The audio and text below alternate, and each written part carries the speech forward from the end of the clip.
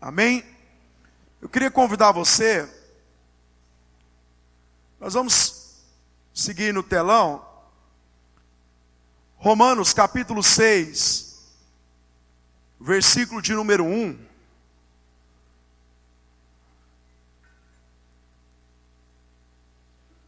Olha aí no telão, irmãos. Olha o que está falando aí. Paulo está dizendo: que diremos, pois? Permaneceremos no pecado, para que seja a graça mais abundante? De modo nenhum. Como viveremos ainda no pecado, nós, o que para ele morremos?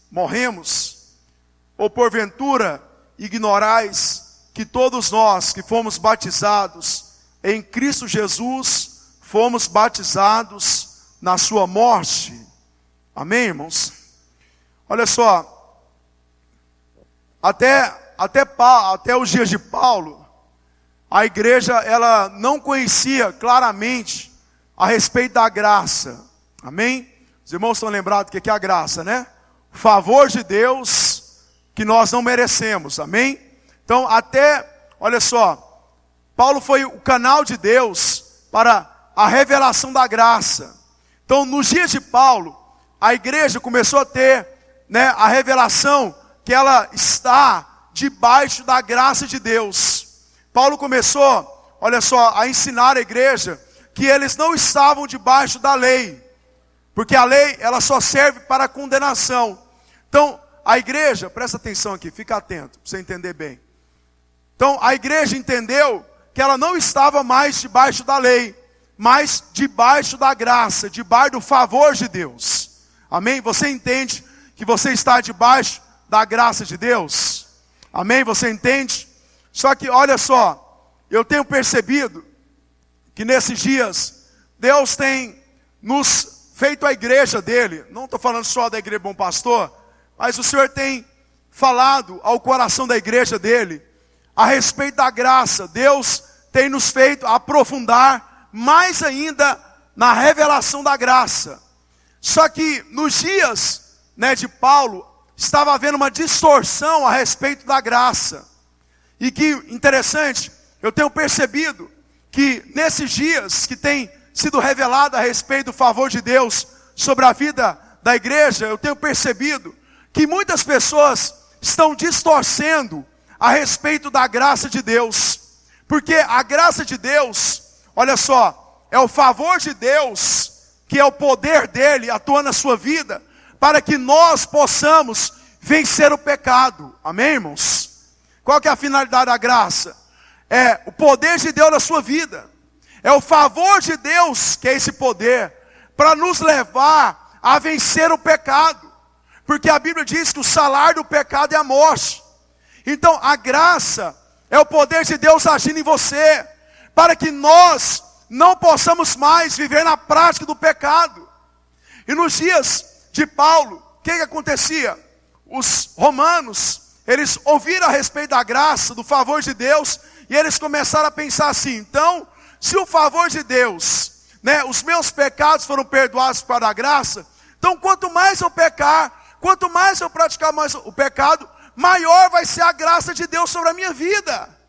E Paulo diz: de modo nenhum, irmãos. Paulo está dizendo: olha, de forma alguma, a graça veio para vocês não praticar o pecado, para vocês viver mediante o poder de Deus.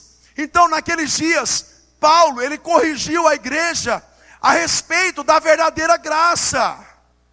Porque a verdadeira graça, irmãos, não é, olha aqui para mim, a verdadeira graça, o favor de Deus, não é um aval para nós vivermos do pecado. Você ouviu bem isso? A verdadeira graça, a genuína, que foi revelada através de Jesus nos evangelhos, não é um aval, não é Deus autorizando nós a vivermos a prática do pecado, não.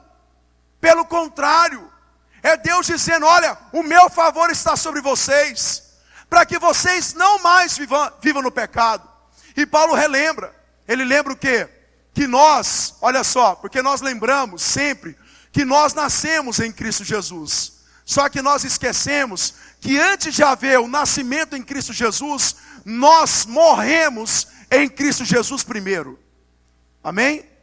Antes de haver um novo nascimento em você, a nova natureza de Jesus nascer em você pela graça de Deus, eu quero te lembrar que a velha natureza sua, a natureza que era governada pelo pecado, ela foi crucificada juntamente com Cristo.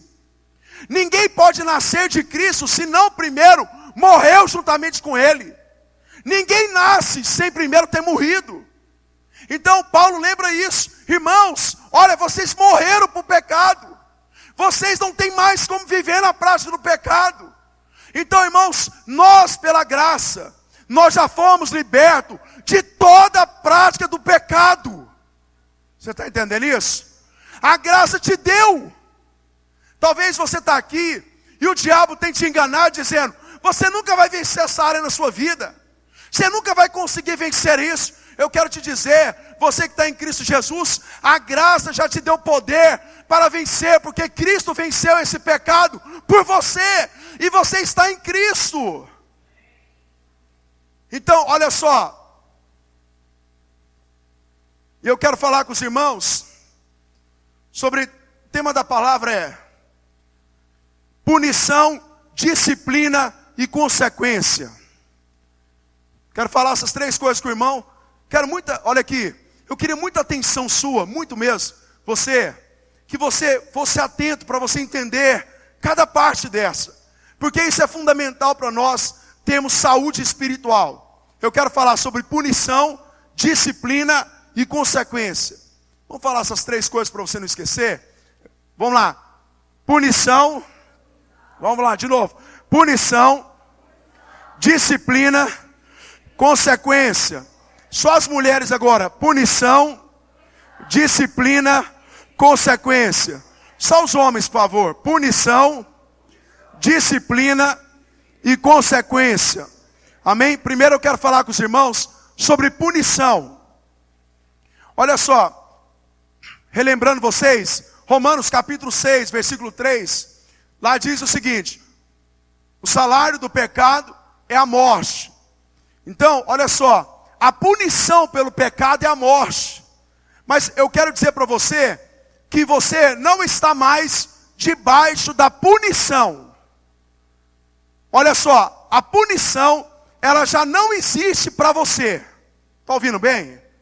Você que confessou Jesus como Salvador da sua vida, não há mais a punição do pecado sobre a sua vida. Você não está mais debaixo dessa punição. Deixa eu explicar uma coisa importante. No Velho Testamento, Deus, ele relacionava com o homem por meio da lei. Então a lei dizia o seguinte: matou, morre. Roubou, morre. Isso é a consequência. É a punição do pecado. Então, presta atenção. No Novo Testamento, na nova aliança, que é após Jesus Cristo, nós estamos vivendo após Jesus. Então nós que estamos na graça, Deus, ele não relaciona com você mediante a lei. Apesar de muitos não terem entendimento a respeito disso. Então quando Deus, ele olha para o Yuri, ele não olha pela lei mais. Ele não olha assim. Ele olha só, o relacionamento que Deus tem com o Yuri é mediante o sacrifício de Jesus na cruz. Então quando Deus relaciona com Yuri, ele não relaciona mais mediante a lei.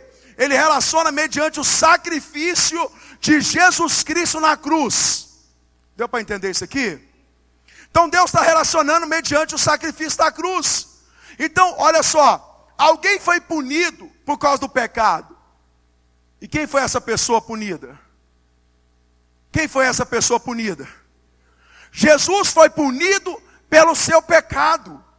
Irmão, Jesus na cruz, ele pegou todos os seus pecados e ele assumiu a responsabilidade de todo o seu pecado. Então, ele assumiu, olha só, sendo punido. Ele disse: eu assumo todo o pecado do Yuri. Todo o pecado que ele cometer, desde o dia que ele nascer, até o dia que ele morrer, eu estou assumindo. E quando Jesus assumiu o pecado do Yuri, Jesus assumiu a punição. Então você não está mais debaixo de punição. Talvez você não compreende isso, e o diabo tem enfraquecido a sua mente, enfraquecido a sua fé, dizendo que por causa do erro que você cometeu, você está debaixo de punição. Eu quero dizer, Jesus já foi punido por você. Está compreendendo isso aqui? Romanos 8, olha aí no telão, por favor. Obrigado. Romanos 8, versículo de número 1.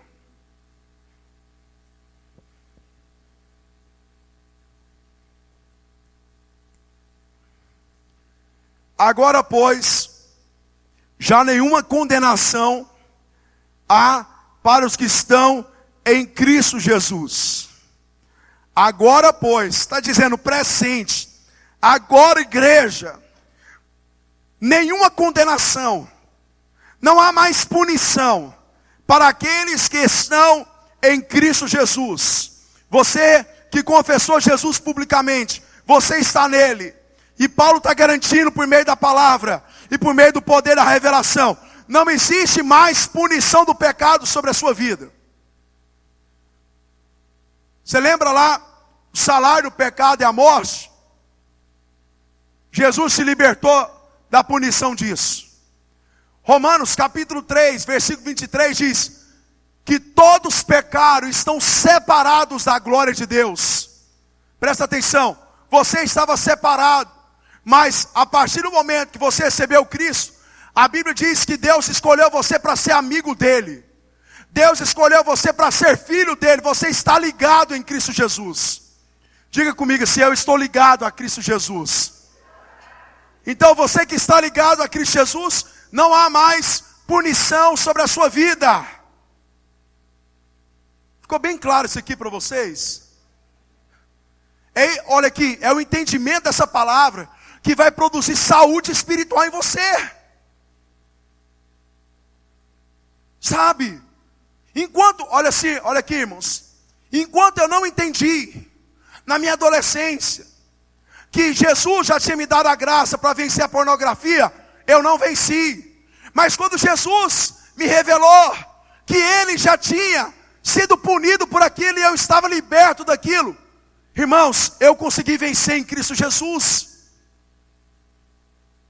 Então eu quero falar com os irmãos agora sobre a questão de disciplina. Jesus, ele, olha só, assumiu a punição. E eu quero explicar para os irmãos, antes de falar propriamente sobre a disciplina, eu quero explicar para os irmãos a diferença de disciplina e punição. Primeira coisa, a punição é a manifestação do caráter de Deus, mas presta bastante atenção. A punição, Deus age como juiz. Só para você entender melhor, o mundo, todos aqueles, quem que é o mundo? Todos aqueles que negaram Jesus como Salvador da sua vida. Todos aqueles que em vida rejeitaram Jesus como Salvador. Esse é o mundo. Todos esses vão ser punidos. Todos esses vão ser punidos quando Cristo voltar. E a Bíblia diz que a punição é Deus agindo como juiz. Então o juiz, ele está lá para punir, para condenar aquele que praticou um ato, um pecado, uma infração da lei. Então a Bíblia diz que Deus, ele vai vir para punir. Mas olha só, a disciplina é diferente. A disciplina é Deus como pai. Deus não age com você como juiz, mas Deus age com você como pai. Você é filho de Deus? Então você está dizendo que Deus é o seu pai. E olha só, ele como pai, ele deve disciplinar nós como filhos. Porque qual que é a mentalidade? Já que muitos estão pensando assim, já que os meus pecados foram perdoados, então eu posso fazer o que eu quiser. Querido, você está livre da punição, mas como filho você não está livre da disciplina. Caiu a ficha? Deu para entender isso? Então você tem um pai E todo pai, ele disciplina os seus filhos porque ele ama. Não pense na disciplina como algo ruim. Pense na disciplina como algo necessário para a sua saúde. Sabe por que nós temos visto uma geração, olha aqui, uma geração de jovens estão se perdendo? Porque falta disciplina. Pais têm sido omissos na disciplina. Segunda coisa, diferença de punição e disciplina. Na punição, quem recebe são os inimigos de Deus. Quem é que vai receber a punição de Deus? Todos os inimigos de Deus. Pastor, Deus, ele quer ser inimigo de alguém? Não! A Bíblia diz que Deus amou todos.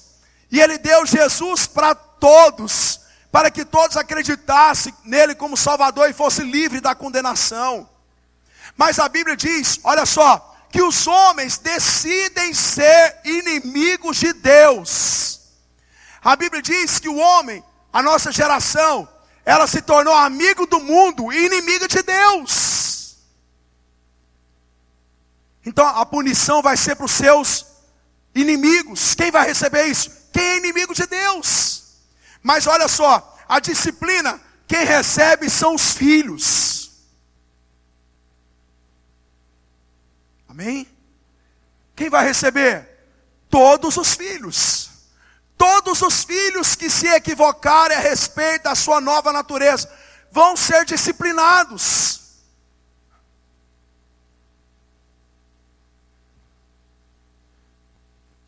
Romanos capítulo 1, versículo 18. Olhem no telão esse versículo.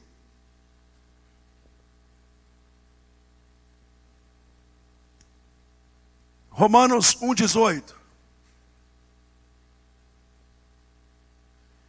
A ira de Deus se revela do céu contra a impiedade e perversão dos homens, que detêm a verdade, ou distorce a verdade pela injustiça.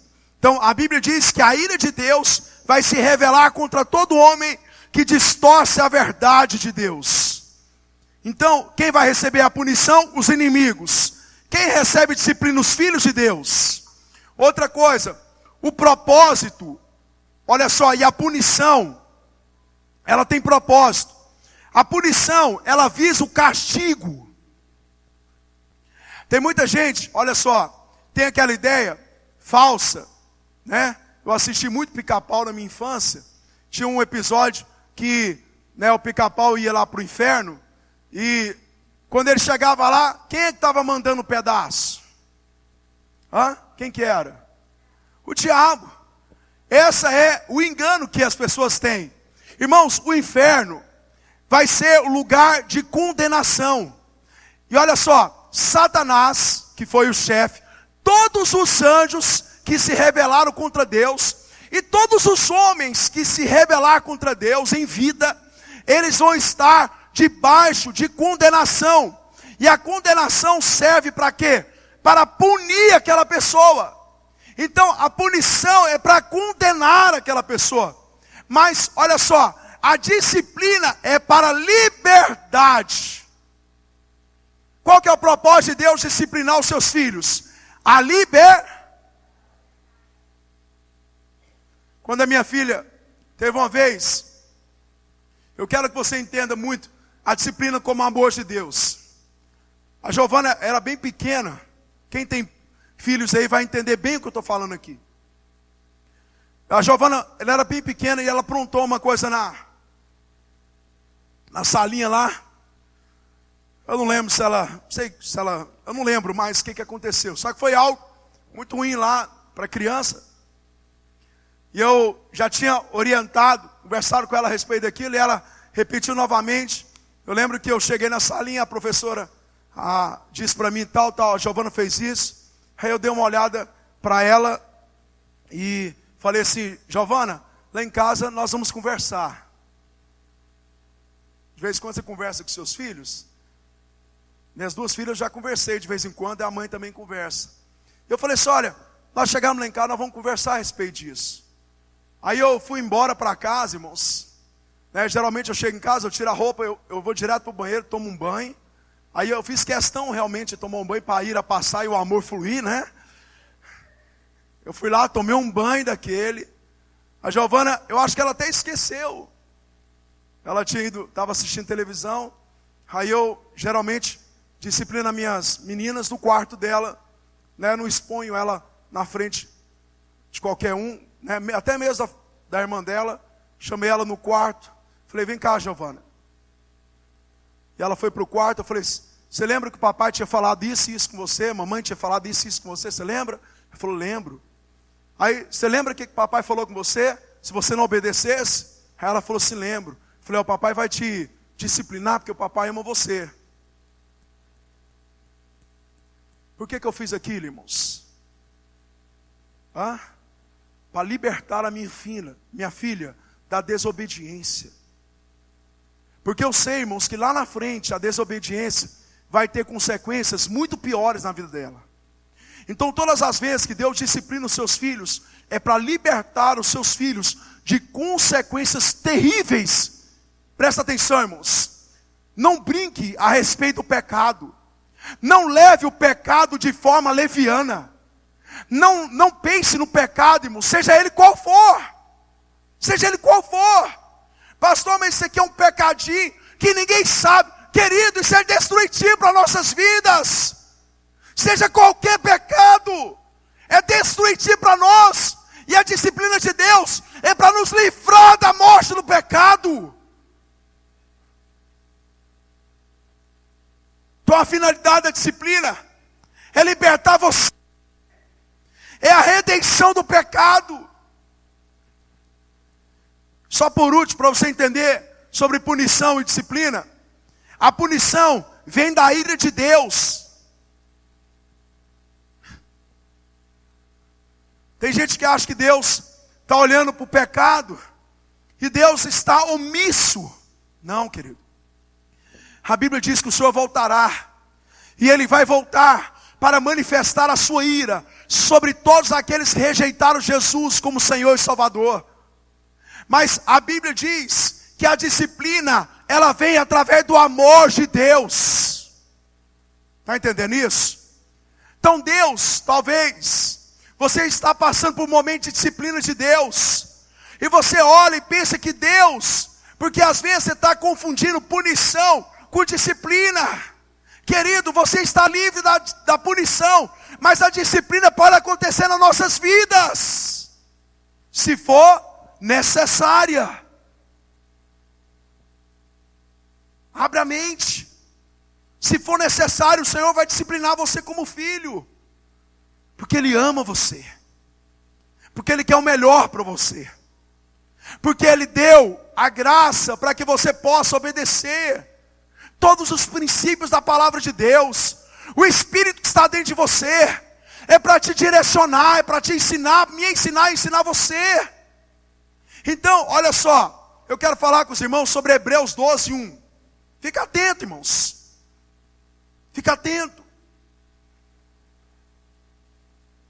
Hebreus 12:5, aliás.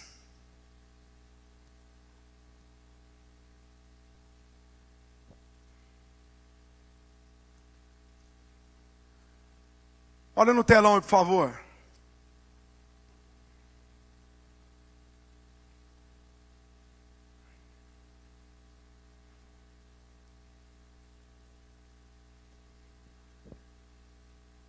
Hebreus 12:5.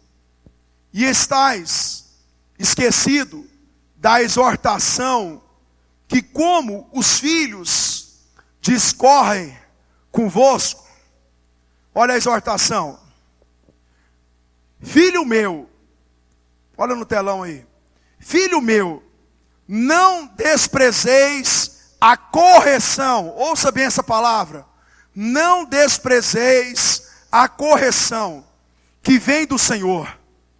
Nem desmaieis quando por Ele és reprovado. Versículo 6. Você está aí? Olha no telão, por favor. Porque o Senhor corrige a quem ama e açoita a todo filho a quem recebe. É diferente o que eu estou lendo com aqui? É um pouco diferente? Vamos ler aqui? Volta lá, por favor, no versículo 5. Esse versículo é muito importante para nós. Olha aqui, por favor. E já vos esqueceste da exortação que argumenta convosco como filhos. Filho meu, não despreze a correção do Senhor. Qual que é a palavra aí? Correção. E não desmaeis quando por ele for repreendido. Presta atenção nessa palavra, repreendido. Versículo 6, por favor. Porque o Senhor corrige a quem ama e açoita, olha essa palavra, açoita, a quem recebe por filho. Glória a Deus. Glória a Deus, irmãos. Você está disposto a entender isso aqui? A disciplina de Deus, ouça bem. A disciplina de Deus, que é diferente da punição que você acabou de ouvir, ela tem 3 estágios na nossa vida. Deus, Ele vai disciplinar você. Por exemplo, a Bíblia diz que nós não devemos amar o dinheiro. Deus tem falado isso muito comigo nesses dias. Nós não devemos amar o dinheiro. Mas vamos supor que eu, apesar de Deus ensinar isso, apesar da palavra ensinar isso, eu decido amar o dinheiro. Eu deixo o dinheiro governar a minha vida. Então Deus está observando que eu estou praticando o amor ao dinheiro. O que Deus vai fazer comigo como filho? Ele vai entrar com a disciplina. E essa disciplina, ela tem 3 estágios. O primeiro estágio é a correção. Qual que é o primeiro estágio da disciplina? Diga mais forte, fala correção. Olha só, nesse Hebreus 5:6, ele fala sobre a questão da correção. O que significa correção? O primeiro estágio é correção. Significa corrigir alguém com palavras. Você sabe o que significa correção também? Significa o seguinte: treinar usando palavras e instrução. Quando o pai vê um filho errando, qual que é a primeira forma do pai corrigir? Ele já pega lá o cinto e sai batendo a torta direita, é assim que acontece? Não. O pai, irmãos, o bom pai, a boa mãe, ele vai sentar com o seu filho e ele vai fazer o quê? Ele vai usar a palavra, ele vai instruir. Meu filho, você não deve fazer isso, por isso, por isso, por isso. Aí o filho erra de novo, ele vai lá, senta, fala: minha filha, você deve fazer isso, por isso, por isso, por isso. Aí o pai instrui. A Bíblia, irmãos, ela é a instrução de Deus para nós. O que está escrito lá em 2 Timóteo? 2 Timóteo 3,16. Eu achei que era igual. Olha aqui que 2 Timóteo 3,16. Olha aqui. Toda a escritura é divinamente inspirada e proveitosa para ensinar, para redarguir, para corrigir. Está ouvindo aí? Para corrigir, para instrução em justiça. Olha o versículo 17. Para que o homem de Deus, você é um homem e mulher de Deus, seja perfeito e perfeitamente instruído para toda a boa obra. Então, qual que é a primeira forma de Deus disciplinar você? Com a palavra, querido. E sabe qual que é a forma mais inteligente dos seus filhos serem disciplinados? Todo filho inteligente, presta atenção, todo filho inteligente, ele vai dar ouvido para os seus pais. Filho tolo é que não dá ouvido para o pai, para a mãe. Filho inteligente, ele vai ouvir a palavra do seu pai e vai ser inteligente. Ele sabe que o pai quer o melhor, que o pai quer corrigi-lo, porque ele quer mudar a rota dele, o caminho dele. Irmãos, presta atenção. Se você pecar, Deus vai disciplinar você. Mas a primeira forma é falando com você. Deus vai usar a Bíblia. Deus vai usar pregações. Deus vai usar pessoas para falar para você. Vai dizer assim: olha, fulano de tal, você é nova criatura, você não deve praticar isso. Isso é ruim para você. Deus vai usar palavras para corrigir a sua vida. Seja atento, seja inteligente. Mas imagina, presta atenção, que apesar do seu pai falar tantas vezes conosco, eu decido me rebeliar ainda. Eu decido me rebeliar ainda. Eu decido, irmãos, continuar na prática que eu tenho cometido de pecado. Então a palavra já não serviu mais. Qual que é o segundo estágio da disciplina do Senhor aos seus filhos, por causa do amor? É a repreensão. Qual que é o segundo estágio, irmãos? Diga para o irmão que está ao seu lado. Diga para ele: Deus vai corrigir você. Diga melhor para ele, fala: Deus vai disciplinar você. Primeiramente pela correção. E diga segundo, pela repreensão. Olha só, irmãos. Você sabe o que significa repreensão? Significa revelar ou trazer à luz. Vou te lembrar um texto. Presta atenção nisso.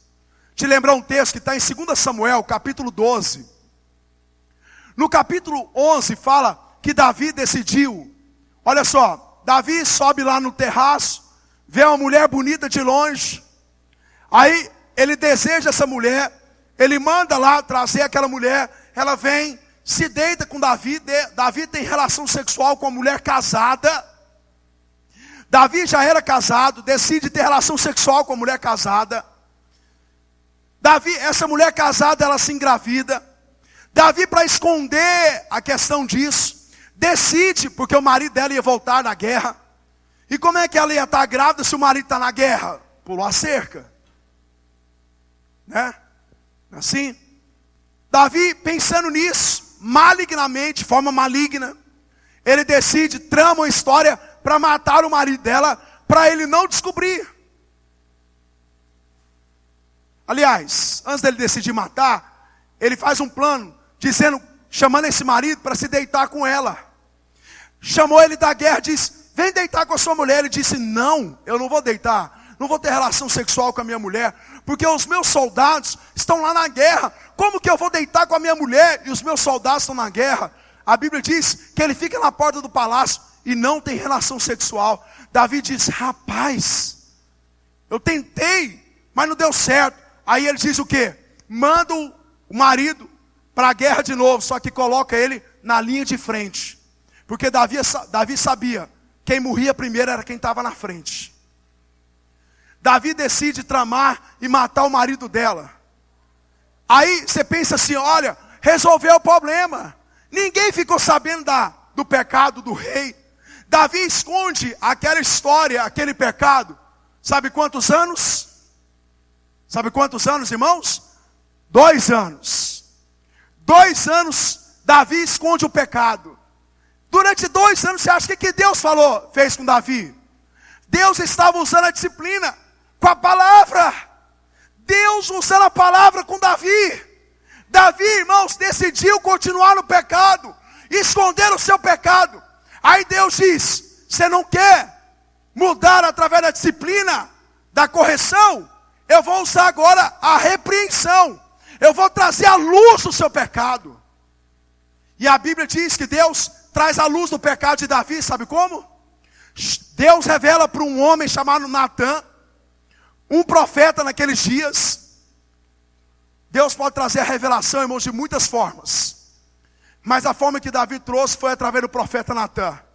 Deus revela para Natã que tudo que Davi tinha feito. Natã chega diante do rei e conta uma história. Natã diz o seguinte: rei, eu vim aqui para falar uma situação para você. Eu vou contar uma história para você. 2 homens moravam numa cidade. Um homem muito rico e um homem muito pobre. O homem rico tinha tudo. Tinha muitos bois, muitos cordeiros e ovelhas. Mas um homem pobre, ele só tinha uma cordeirinha. E ele cuidava dessa cordeirinha como filha. Ele alimentava e fazia com que ela dormisse com ele, como se fosse uma filha. E Davi diz: um dia veio um viajante, um estrangeiro, para dormir na casa, se hospedar na casa do homem muito rico.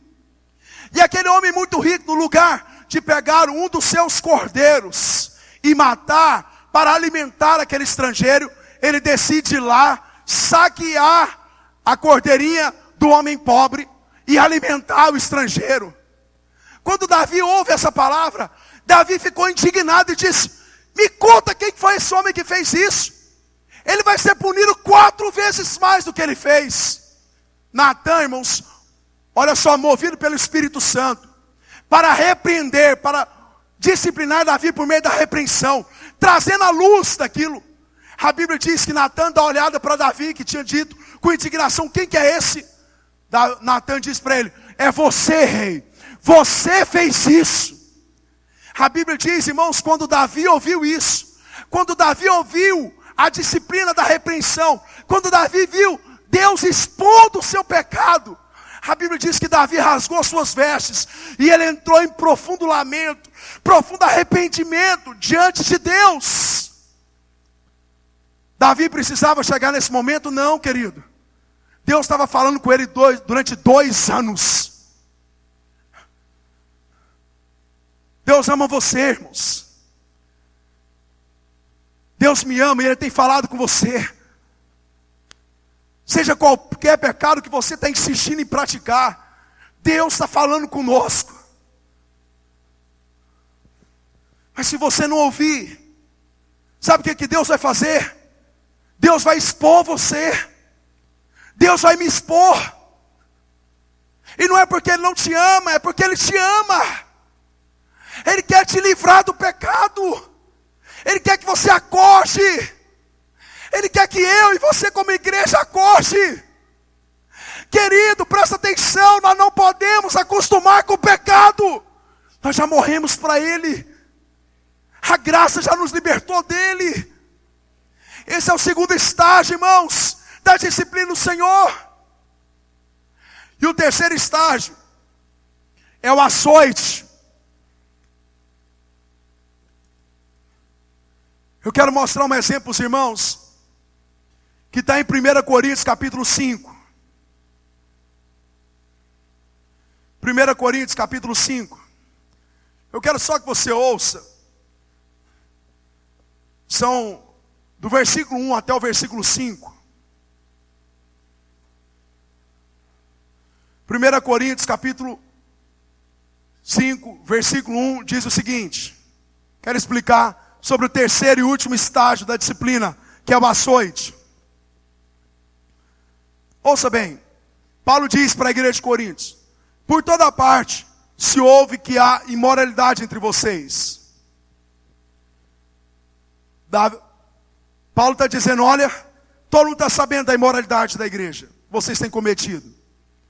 Imoralidade que não ocorre nem entre os pagãos, ao ponto de um de vocês possuir a mulher de seu pai. Deixa eu te perguntar uma coisa. No mundo, irmãos, é normal homens ter relação sexual com mulheres que ele não vive, que não se casou, ou chamado adultério? É normal isso? É normal, irmãos.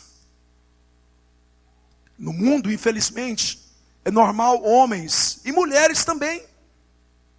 Porque infelizmente, presta atenção, a mulher, ela está se igualando ao homem, até mesmo na imoralidade que o homem comete, infelizmente.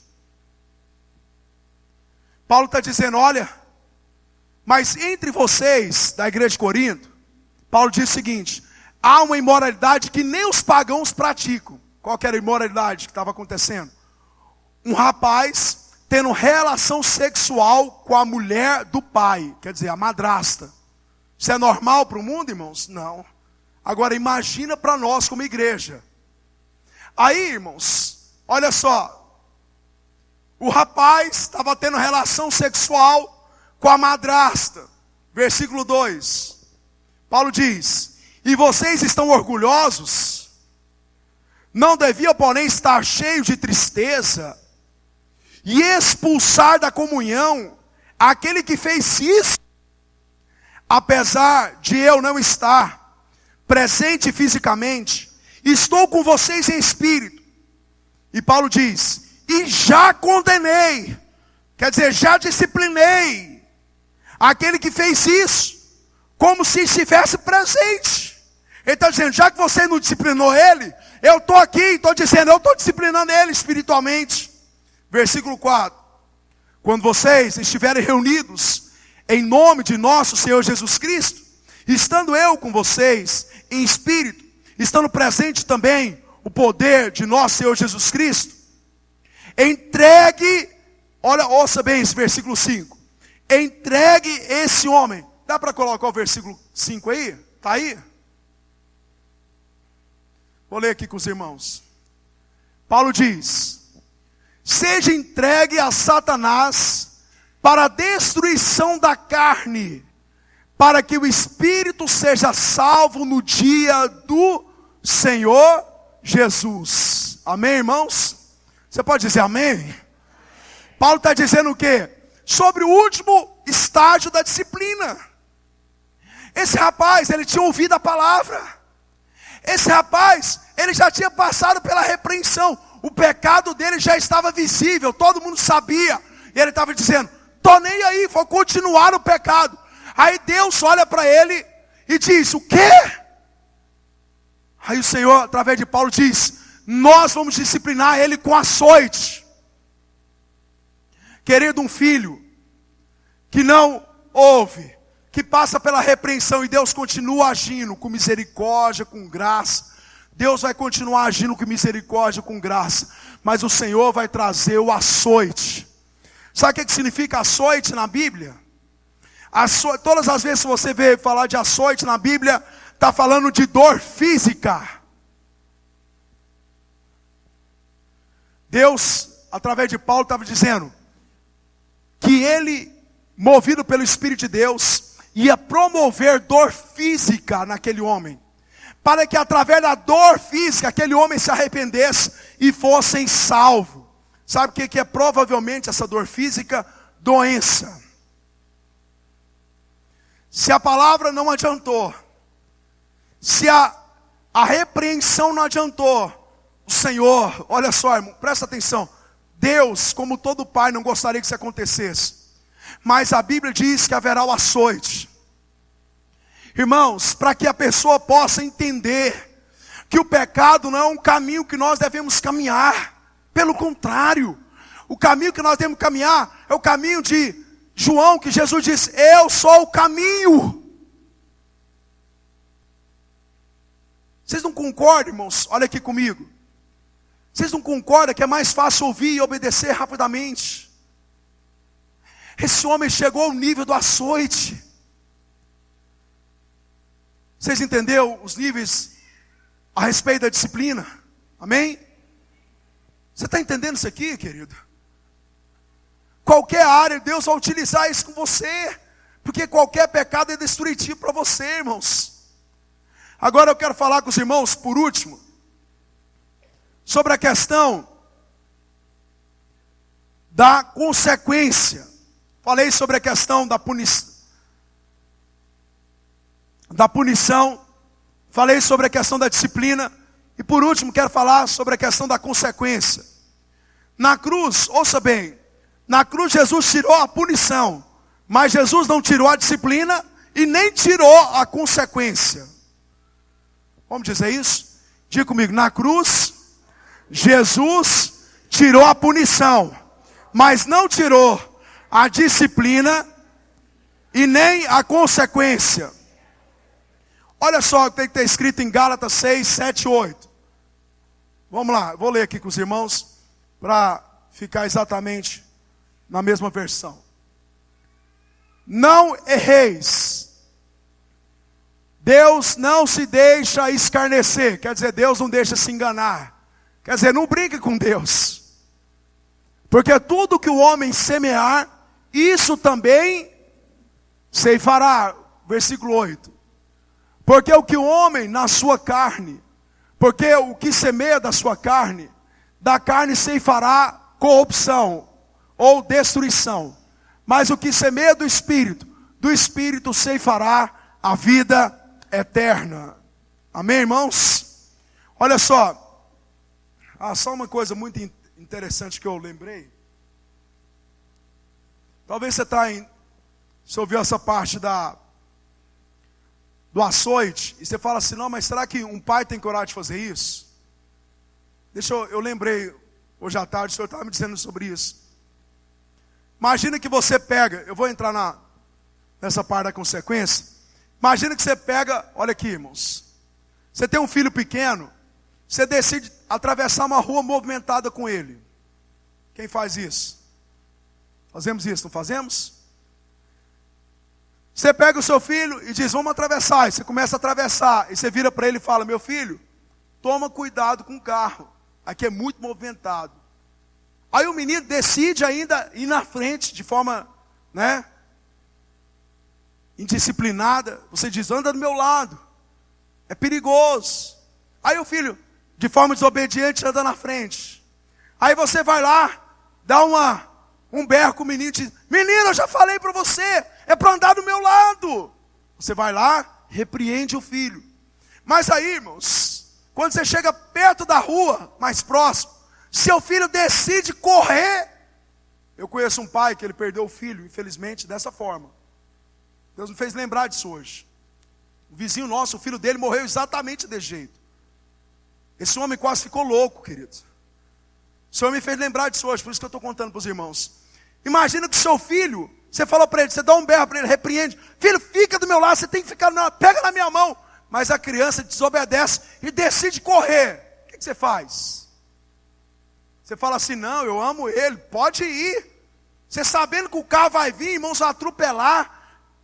Pode levar o seu filho à morte, o que você vai fazer? Por amor, aquele falso amor. Não, tudo bem, pode ir por amor a ele, eu deixo. Você faria isso? Não, querido. O que nós faríamos? Pegar o menino e eu te ouvi, eu falei com você, você repreendeu, vem cá. Minha mãe disse que eu dei birra uma vez na vida.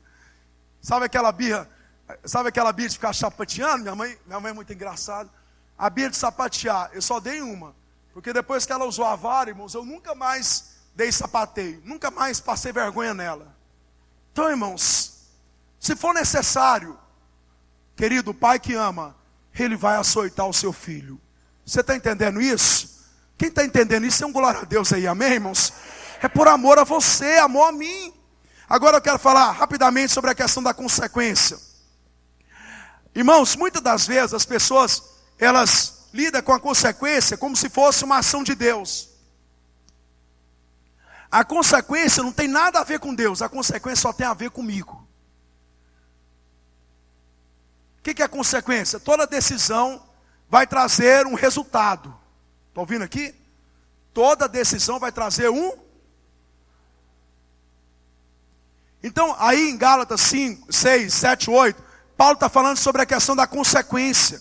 Quem planta na carne tem consequência de destruição. Quem planta no Espírito tem a consequência de vida.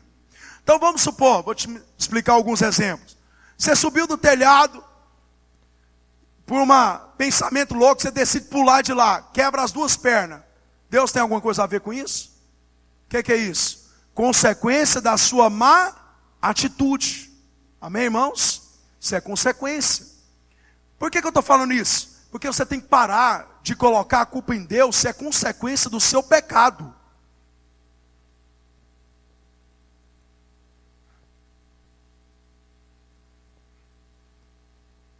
Enquanto os homens e mulheres de Deus, olha aqui, enquanto homens e mulheres de Deus não assumir as suas responsabilidades, vão deixar de crescer e se tornar pessoas maduras de verdade. Pastor, os jovens aí, você não teve a paciência de ouvir Deus. Falo muito isso para os jovens, porque toma cuidado com isso. Você não teve a paciência de ouvir seus pais, seus líderes, seus amigos. No afoite da juventude, o primeiro olho verde que aparece na sua frente, o corpinho mais ou menos, você vai e já era. Você se casa com alguém que não é a vontade de Deus, sofre. Deus tem alguma coisa a ver com isso? Deus tinha escolhido isso para você? Não, querido. Escolhe alguém certo. você vai viver feliz. Escolha alguém errado, irmãos, você vai ter problema o resto da vida. Consequência. Outra consequência. Aí, essa consequência aqui, eu sou expert, irmãos. Pensa, eu já errei demais nisso. Eu tenho procurado mudar a respeito disso. Estou falando de mim mesmo agora. Imagina que você come errado a vida inteira. Refrigerante, doce, muito óleo, muito açúcar, muito sal, e aí por diante. E além de comer errado, você come muito, exageradamente. Vocês lembram do pastor falar? 8, 10 pães por dia, isso é terrível, irmão. Não faça isso, pelo amor de Deus. Eu já fiz isso. Você come de forma exagerada. Aí você não pratica nenhuma atividade física. Essa aí eu sempre fiz. Se eu não pequei, não. Mas decide, você não pratica isso. Quando você chega nos 50 anos, aí aparece diabetes, pressão alta, infarto, artrose, não sei o que mais, não sei o que mais, não sei o que mais. Deus tem alguma coisa a ver com isso, irmãos? Deus tem alguma coisa a ver com isso? Aí a pessoa vê, irmãos, ele planta errado durante toda a vida, e depois, na hora que chega o problema, ele fala, foi Deus que está me punindo. Que Deus me punindo, irmãos, isso é só consequência. Só consequência. Nós pais, irmãos, os pais deixam os filhos jogados à mercê da internet maligna. Semana eu estava falando, acho que eu falei com meu cunhado, irmãos, o trem está tão terrível. Semana eu cheguei da igreja aqui durante o dia, estava na sala, minha esposa, minha filha mais nova e a Nicole assistindo, se eu não me engano, era por volta das 2 horas da tarde, 3 horas da tarde, um filme, irmãos, de dia. Aí na hora que eu chego, aí eu sentei no sofá para tirar o tênis e calçar uma sandália. A minha filha, graças a Deus, na hora ela saiu, a mais velha foi lá, resolveu o negócio do quarto. Irmãos, uma cena de sexo explícito às 2 horas da tarde. Filme normal, não tinha nada a ver. Uma cena de sexo explícito na frente ou na sala. Querido, e quantas vezes os filhos estão vendo isso? E nós, como pais, estamos à mercê. Deixa eu te dar um alerta que eu estava vendo esses dias. Você sabe quantos anos uma criança começa a ver pornografia? Sabe quantos anos? 5 anos de idade. Você sabe qual que é? Olha só. Você sabe qual que é a média de crianças começar a enviar, querido, enviar cenas de pornografia? 7 anos. Esses dias eu fui na casa de alguém, irmãos, uma criança de 1 ano e 7 meses, a mãe de 1 ano e 7 meses, a mãe falou para mim assim, não, ele sabe fazer tudo no celular, ele sabe mexer em tudo, sabe ligar, sabe mudar. 1 ano e 7 meses. Aí nós, olha só, irmãos, não zelamos como devemos. Aí chega na fase de adolescência e juventude, o filho, irmãos, escamba para o lado que não deveria. Nós achamos que é Deus punindo. Nós achando, irmãos, que é Deus disciplinando. Não é. É simplesmente a consequência do pecado. A consequência de erros nossos. Deu para entender bem? Deu para a gente dar uma parada para analisar?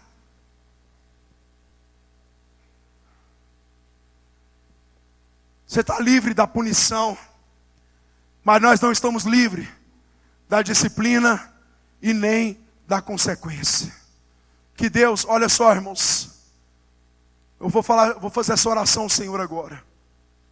Que Deus possa abrir os meus olhos e os seus olhos para que você, olha só, irmãos, nós como filhos de Deus, nós como igreja, nós como família, nós como sociedade, possamos, irmãos, nos desviar sempre do caminho do pecado. Amém? Amém, irmãos? Guarde essa palavra no seu coração. Ela vai servir para você durante muito tempo. Amém?